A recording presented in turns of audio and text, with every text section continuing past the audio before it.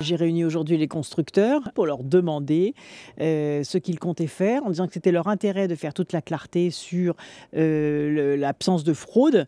Et donc, ce que nous avons décidé, c'est premièrement, de faire des tests aléatoires, c'est-à-dire on va choisir 100 voitures au sort, au tirage au sort, Mais comment, y compris qui va les tirer au sort et Eh quand? bien, c'est très simple, à partir des plaques d'immatriculation. Une commission indépendante va être mise en place pour suivre les évaluations. Donc les constructeurs en sont d'accord parce qu'ils ont intérêt, eux, à faire toute la transparence. Parce qu'ils m'ont dit qu'aucun dispositif de fraude, je les cite, n'équipe les constructeurs français. Je leur ai dit, c'est bien beau de me dire cela, mais si vous n'apportez pas, si vous n'apportez pas la preuve, les consommateurs vont être en doute et cette fraude est tout simplement intolérable. Pourquoi c'est une fraude intolérable? D'abord parce qu'une voiture, ça coûte cher.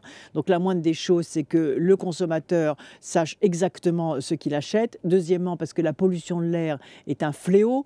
Troisièmement, parce que souvent, avec la qualité de l'air et avec des homologations, on a droit à des subventions publiques. C'est pour ça que j'ai parlé de vol. Il y a des bonus souvent pour acheter les voitures propres.